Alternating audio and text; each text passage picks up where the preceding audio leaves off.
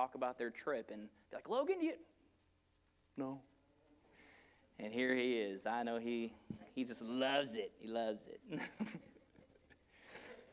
If you missed the previous weeks, I want to give you a little bit of a backstory, kind of catch you up, because I think that that's good. I heard today that somebody, and I'm not going to mention any names, who has not seen any of the previous 18 Marvel movies, went and saw Infinity War and was very confused by a lot of things. And it got me thinking, sometimes when we're in the middle of a series, we can kind of come in and be like, what in the world is he talking about? Because you don't have the backdrop, the story. You don't know what's going on. Why is this guy calling a raccoon a rabbit? I don't know, but, so you can get it all figured out. So if you weren't here, we're just going to give you a little bit of backstory just so that it all makes sense. And I do want to say that this is really a challenging week as we deal with some really difficult text, scripture. But my dad, he would always go to my games. He wasn't very, a huge sports follower. He would hear people say stuff, and he would catch one phrase, and he would just use that over and over again. I remember one time playing basketball, we had the ball, and my dad's yelling, hands up on defense. I was kind of confused.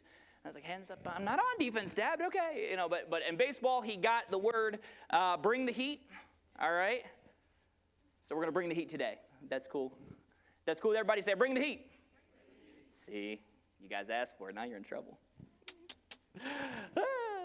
All right. So if you missed previous weeks, let me catch you up on the backstory. We talked about what happened back in 587 BC when the Babylonians were under the reign of King Nebuchadnezzar. Those are fun names.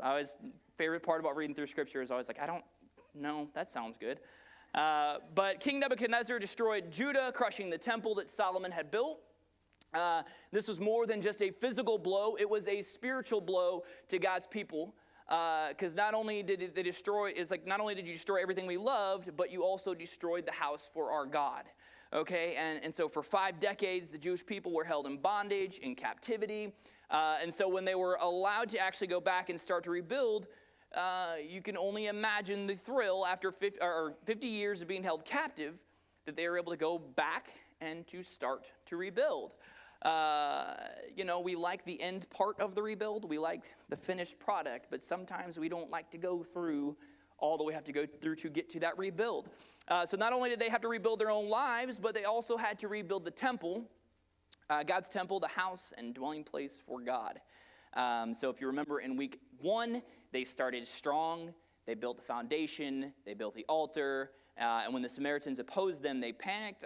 We can't do this. They quit. All right, God raised up the prophet Haggai and said, the time is now. All right, it's time now to build my temple. They started again, and they became incredibly discouraged.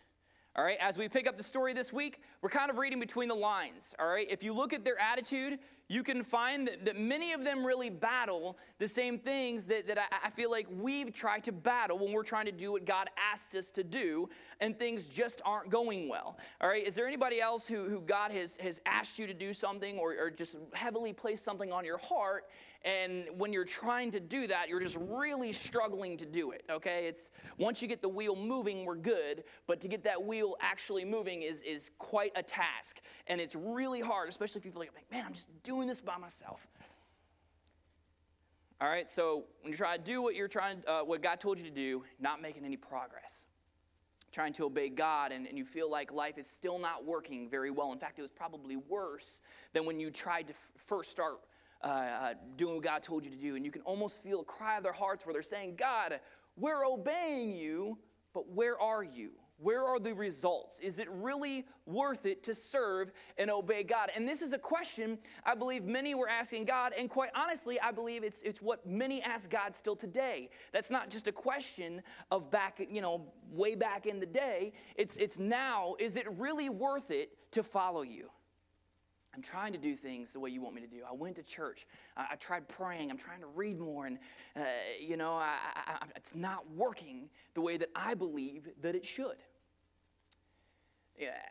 Growing up in the church, I saw this. And as a pastor, I've kind of seen it on a little bit of a deeper level where people, they're trying really hard, but maybe they get discouraged and quit a little bit early. Whenever I first got out of high school, I moved to Virginia Beach, and I went to this program called Master's Commission. And at that time, we had our director was very big into being active. He's like, like a lot of people, when you get out of high school, you get this whole freshman 15. Apparently, mom's home cooking isn't happening anymore. Corn dogs replace it, and you start to get a little bit bigger. And so he was like, we have this thing from Monday through Friday where it was mandatory gym time. I hated mandatory gym time because that means I had to get up super early in the morning. We had to be there, and there was an accountability because if you went to the gym, you would, you'd see other people in your program, and then you would know who wasn't there. Be like, hey man, why weren't you at the gym this morning? I was laying before the Lord. Had a little spiritual snooze. But there was this guy who I would play racquetball with. Sometimes we'd go and we'd work out. And I got to know him really well, and just through conversation, I would invite him to church and talk about my faith whenever I got the opportunity to. And he would talk about some of the things that was going on in his life, and he was heavily addicted to drugs. Him and his girlfriend had just recently broke up. He was filing for bankruptcy, and all this different stuff was just happening one after another. And he just got to a place where he's like, man, I don't know what to do. And I was like, listen, man, just come to church just one time. Just try it out. Just come check it out. Because I believe that if you get this relationship with God, God's going to help guide and direct your steps and your path. Man, just come on. Man, I don't know, man. I don't know about that church thing. And he finally got in there. I finally talked him into it. And, he came after, about a couple days later, I was at the gym. And he comes up and he's like, man, not doing it. It's like, not doing what? He's like, I'm done. I'm not going to church anymore. Well, why? Man, I'm still bankrupt. My girlfriend won't go back out with me. I'm sitting here looking. I'm like, listen, bro. We talked for a long time, and you talked about how long your addiction has been, and all the different things that led to this breakup, and all the different things that led to you spent a whole lot of time investing into these terrible ideas one after another. Did you think that just overnight it was all just going to disappear and be fine? He was like, oh, I guess. Man, you got a lot to learn. Why don't you give God the same amount of time that you gave the drugs? Give God the same amount of time. Just give him a little bit more time. Just see what happens. And this is what people think a lot of times. I tried the thing. I went to church. I said the prayer. I did something good. All right, it's not worth it. And so we ask this question: is it worth it to try to obey God?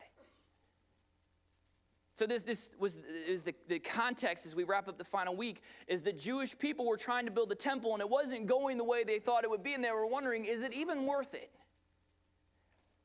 This brings about the problem I want to talk about today. It's a problem that they battle with. It's a problem that I've battled with, and chances are that it's a problem that many of you have battled with. If you're taking notes, I call it the problem of conditional obedience to God. Conditional obedience to God. Okay, God, I'm in as long as you're delivering. When things are going good, and if I'm giving and you're turning around, you're giving right back more, I'm in, okay? I'll obey as long as it doesn't cost me too much.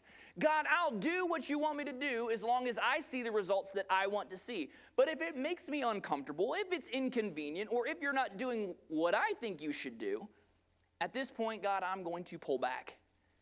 Conditional obedience. I'll obey as long as it doesn't make me uncomfortable. I'll obey as long as I see the results that I want to see. Conditional obedience.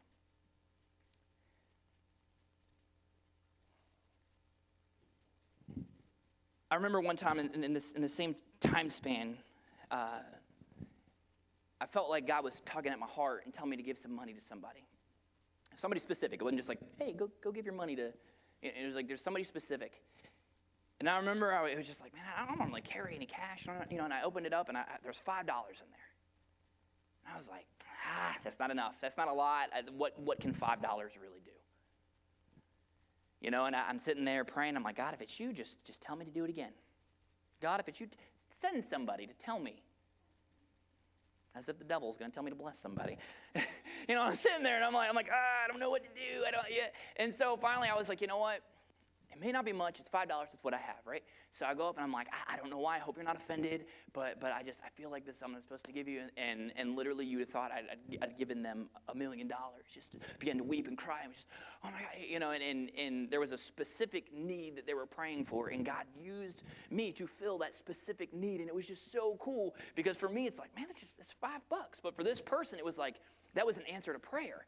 And that was like this huge moment, this great big thing. And I'm sitting there, I'm like, man, like, I really wonder, I really wonder what God used that money for. $5, not a lot. There was another time that God told me to give what was in my wallet, and I looked in, there was $100 in there. Can I tell you guys something, if I'm being honest? $5 is a lot easier to give than 100. Tell me to give $5, no problem. 100, ugh. Lord, is it you? Send somebody. Somebody comes, send somebody else.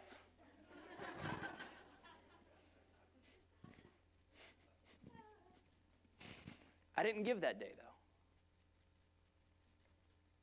I didn't give that day, and I felt that same tug on my heart.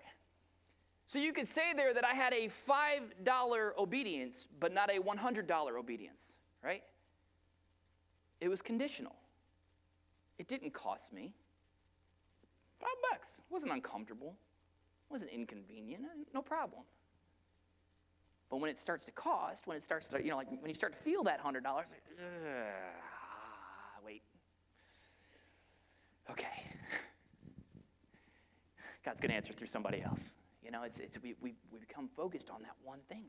We can give when it doesn't cost. But when it costs us, can we still obey God? $5 obedience, not $100 obedience. To this day, I wonder, like, how did God want to use that? Did that person ever get that $100? Like, what? You sit there and you start to wonder, like, God, why? What was going on? What blessing did I miss out on because I wasn't obedient to you? I've heard it called selective listening. Any parents have kids who have that? You have that? I found that to be true. Hey kids, come on over here and help me do laundry. Hey Billy, want to come help? Need help doing laundry? Nothing. You turn around, you're like, ice cream. You hear it. You hear what you want to hear. You select, you pick and choose. If it's what I'm hearing, it's what I want to hear, I'll obey the commands. Come get ice cream. Okay, I can obey that command. We can be like this. So, we really can. I love that part that God about the whole, like, many of the plans that I have for you. I love that part. That part's great. I don't really like that whole, like, forgiving your enemy or forgiving those who have hurt you. I don't really like that part, so I'm not going to highlight that one. I'll highlight the parts where, like, God's got great plans for me. I'll do that one. He's working together for the good. Ooh, I like that. Love those who persecute you? Nope. Try again. I'm not forgiving. I'm not loving. Nope. We pick and we choose and we select. Selective listening.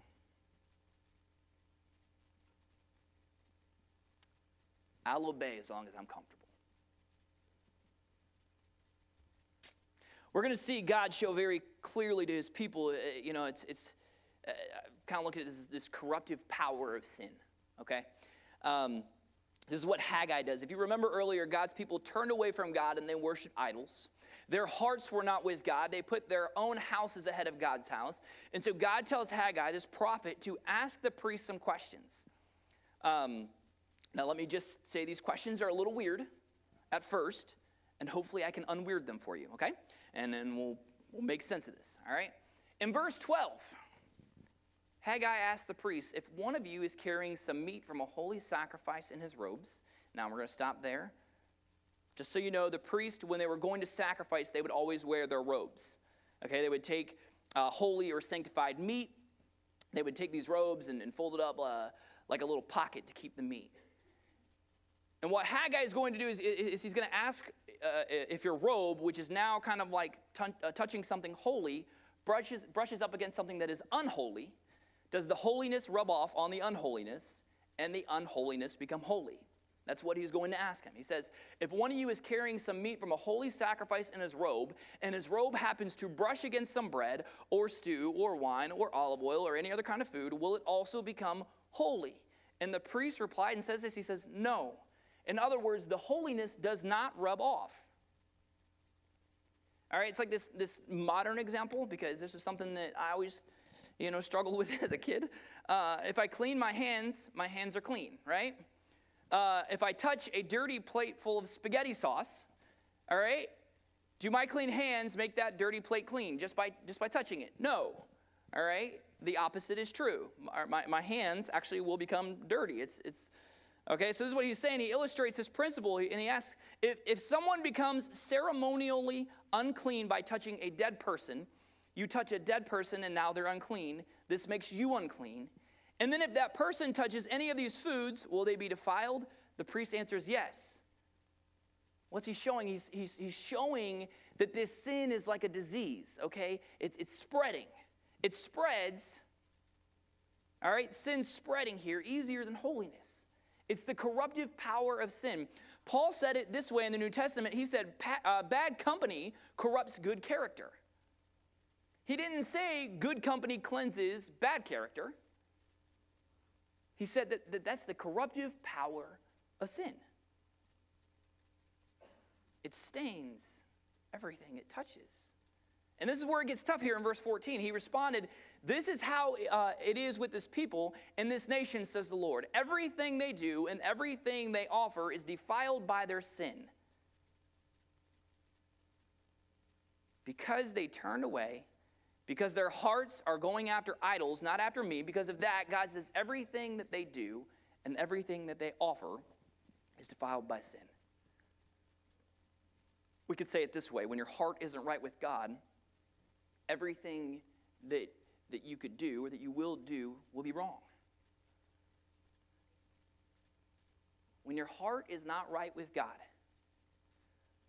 I hear some of you guys thinking like, I don't know about that. I don't know about that. Okay, that's fine. Jump over to the New Testament. Jesus says this. He says, if you're going to the church one day and you want to give an offering, you're going to go up to the altar and give an offering. But first you remember that you have something in your heart against someone else. What did Jesus say to do? Leave your gift there at the altar. Go and make your relationship right. Go get your heart right. Fix this right here. Then come back and give at the altar. Because if your heart is not right, it doesn't matter what you do. What you're doing is wrong. So get this clean first. I've seen this with parents. One kid does something to another kid, and the parent's like, comes over and says, hey, listen, I want you to apologize. Sorry. Try again. Sorry. A little better. Still not right. Try again. Say you're sorry. Give him a hug. Sorry. Aw, it's cute. It's precious. I know that doesn't happen at your house, right? It happens, though. We see it on TV, all right? Attitude matters. If your heart isn't right with God, whatever you do is wrong. Oh, God, I'll obey you as long as you are doing what I want you to do. I'll obey you as long as it's working out for me. I'll obey you as long as I'm getting what I want out of it. I'll give you a $5 obedience, but I will not give you a $100 obedience. This is a dead wrong approach to God. We need to understand that we don't serve God and we don't obey God so that he will bless us. We obey God because we love him. It's about your heart. Let me say that again. We do not obey God for what he's going to do for us, so he'll bless us, so he'll make our lives better. We obey God because of who he is. We obey God because we love him. We obey God because we want to honor him with everything in us. This is why getting our hearts right before him matters so much. If you think about it, it's been challenging. It's like, oh, you haven't seen anything yet, though. God reminds his people he is going to get down to the heart of the issue. He reminds his people in verse 15, he says, look at what was happening to you before you began to lay the foundation of the Lord's temple.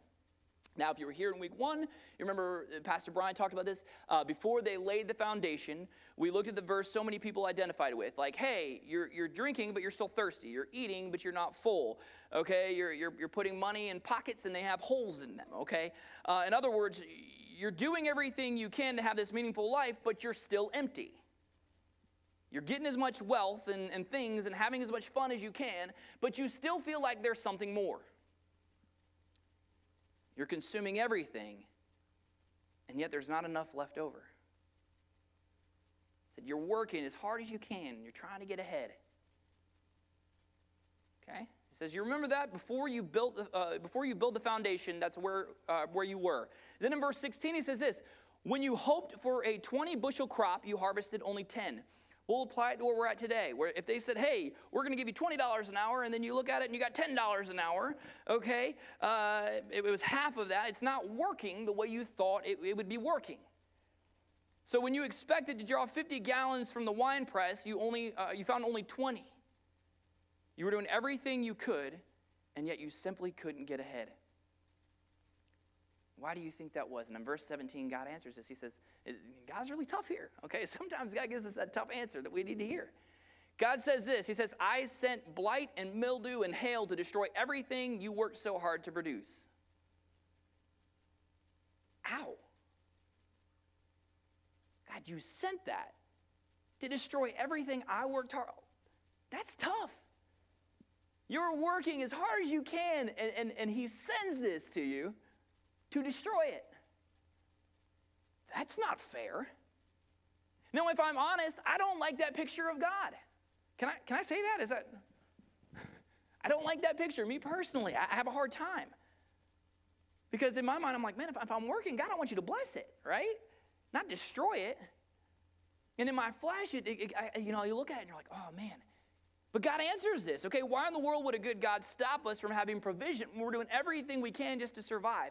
What kind of God is that? Is that a God I want to serve? Is that a God that truly loves me? Why would God do that? But the next part of the verse helps us to see that. That's why it's important to look at the whole picture. We look at the half and we get mad.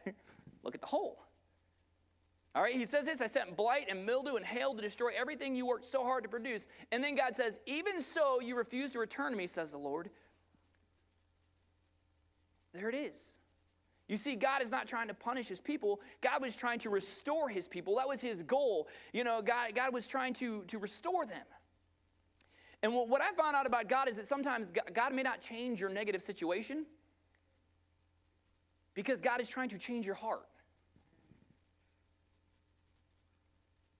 Let me say this real quick, though. I don't want you guys to get the wrong message here. I'm not saying if something bad is going on in your life right now, you deserve it and God's sending it to you because you need to be punished, or that's not what I'm saying. We need to understand that sometimes God may allow something bad with a purpose to get our attention or draw our hearts back. There are other times, probably many, many more, when bad things are the result of our spiritual enemy attacking God's people. Okay, so just because there's something going on, not automatically saying that. And the reality is that we live in this sinful, broken world, and there are bad things happening, and there are bad people out there. So if something is bad that's going on in your life right now, it's not me saying, well, you deserve it. God's trying to get your attention because you're some kind of heathen. What I'm saying is there are times and there are seasons when our hearts are turned away from God, and God may allow or even cause something with the intention of bringing our hearts back to him. What's really loving to me is that God did that. All he did was cut off their supply. He didn't make them sick. He didn't kill their kids. He didn't do something cruel. He cut off their supply to get their attention. Like, oh yeah, God, you're right. You're our provider. You are the one who controls the season. You are the one who's in control. We need you. I'm not trying to do things all by myself. Our hearts are coming back to you. And if this seems unloving for a moment, remember, if you are a loving parent, I feel like you would do the exact same thing to a rebellious kid. If your kid is off at college and you're sending money every month to help support your kid, and your kid is they're smoking it away, drinking it away, partying it away, not going to class, abusing your generosity, the first thing you're going to do as a loving parent is do what? Cut off their supply.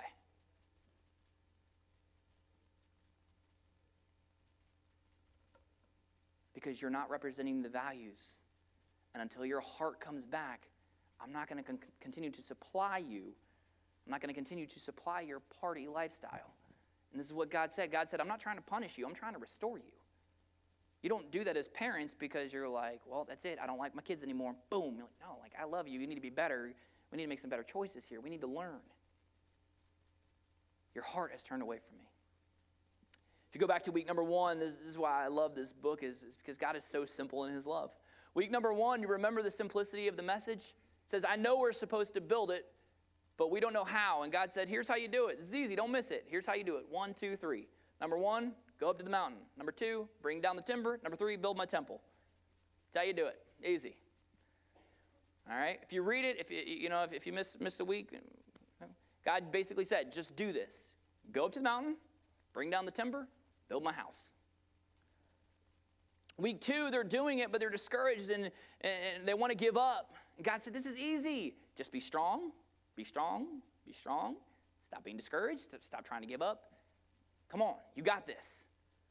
Put down another stone. Just stay in the game. Be faithful, one stone at a time. Let's go. Successful people do consistently what normal people do occasionally.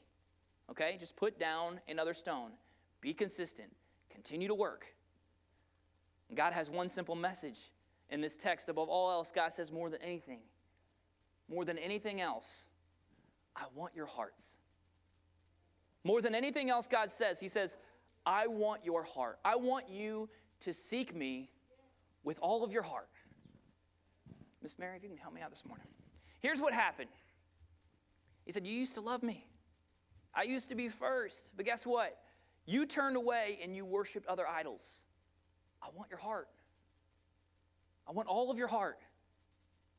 I want to be first in everything. Jesus says it this way. He says, seek first the kingdom of God and his righteousness, and all these things will be added unto you. God's saying, I want you to delight in me. I want you to enjoy me, to seek me, to have this close relationship. And I want to give you the desires of your heart, but first, you have to delight in my heart. Because when we read that, it's like, delight yourself in the Lord, he'll give you the desires of your heart. We get really excited about that. It's like, woo, that's easy, right? But if we're delighting ourselves in the Lord and we're getting closer to God, what we'll understand is that our desires are his desires. We're not just using him as a wishing well, or we're going to God saying, I want to be close to you. And your heart goes out for the broken. My desire is to help the broken. Your desire is to help those whose lives are in shambles and they feel like they're shattered and they don't know what to do. That's what I want for you. It's not necessarily that God changes, it's that our desires change. What we want changes. To delight in me, and I'll give you the desires of your heart. I want you to pursue me with all your heart. And when you seek God with all of your heart, he says, you will find me. If you search for me, if you look for me, you will find me. But you're going to have to look with your whole heart. I want you to put me above all else. In the New Testament, Jesus says, there is one command above all others, and that is to love the Lord your God with all your heart, mind, soul, and strength. It's about your heart. If your heart is not right with God, everything you do is not going to line up. It's wrong. When your heart is right with God, you'll see him start to bless you. Not just a piece of it, not just a corner, not just a section. I want your whole heart. I want the whole thing. I don't care if you have a nice house. That's great. That's fine. But don't put your house ahead of me. You got things, whatever. Don't put those things in front of me. And that, for me, it's the biggest battle. Is because I can be so in love and so faithful to God, and all of a sudden that conditional obedience kicks in. it's like, you know what, it's kind of hard now. It's kind of tough. I'm not sure I really want to do this. It's not going my way. Is it worth it? God, you promised me, but God, what do I do? We don't obey, so God will bless us. We obey because we love him. And that's why what we do is important. That's why corporate worship, that's why this time we have together, it is so important. We say together, we love you with all of our hearts. We want to do the right things. That's why when you look at like life groups or different meetings outside of the church here with other believers, that's why it's so important to have a community. Because the pull of the world is so strong. So we have to gather together. Say, God, we want to do life around your word. In community, together, not just for me, but for all those involved in my community. It's one reason why the tithe matters so much among so many others is as you bring increase, I choose in my heart to put you first and to worship you. In my giving, it's an act of worship. I seek you with all my heart. I seek you with everything I have. Because for me, it's easy. It is so easy to be distracted. Even as a pastor, if you talk to Pastor Brian, it's easy to be distracted. Okay? There are times where I feel like I'm sitting there and I'll be talking about something and something will fly across the room and I'm like, squirrel. Said that. Easily distracted. And for a long time in ministry, I had a problem, if I can be honest with you. I let the ministry replace my heart relationship with God. And I read it like this. It says, there was a pastor who said this. He says, the way I was doing the work of God was destroying the work of God in me. And that's where I was. I was just doing the work of God, but didn't really have God in my heart. It was just do the work, just do the work, just do the work. God's like, I don't want you to do the work. I want you to be the work. I want your heart to be where you're at. Don't just be here going through the motions.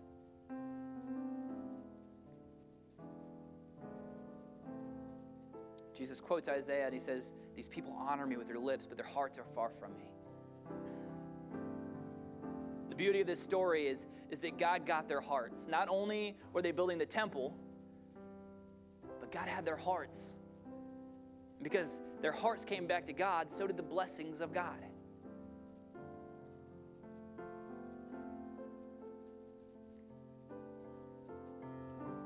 I just want to challenge you this morning. I just want to encourage you this morning. If you're at that place of conditional obedience, if your heart is at that place, just search your heart. And if you're saying, like that's me this morning, where I know that I don't mind giving. I don't mind doing it as long as it doesn't cost me. It's as long as it's not inconvenient. As long as it's like, no, I want to be completely obedient to God. And not so that these blessings can come. I want to be obedient to God because I love him. And I want his desires to be my desires. And I want to fill this thing out, not so people can see me, but so that they can be healed, so they can be restored, so that, God is, going to do this huge work. And it's almost like God is sitting there saying, like, listen, are you guys ready? Are we finally ready to go all in? Are we finally ready to put your whole heart there? Because we have a lot of work to do. There's some steps we're going to have to take together as a church, as a congregation, and we're going to reach outside these walls. But your hearts, we need to be in it together. You may be obeying outwardly, but you're rebellious or discontent inwardly, maybe in your heart. God's saying, no more lip service. We're going to give with our whole hearts. We do not obey God, so he will bless us. Pastor Tim, you said that a lot of times. Well, there's a reason, repetition. I want you to remember, we obey God because we love him. With all of our hearts, minds, soul, strength. And there are those of us today who are returning in their hearts back to just fully worshiping God. I want that to be your prayer this morning. If that's just where you're at and you understand, you know that. I'm just going to pray over the church as a whole, and we're going to be dismissed here in a second. But just think about that. If everybody just close their eyes and just think. And even ask God, because there are times I genuinely believe this. I believe there are times where maybe we don't even realize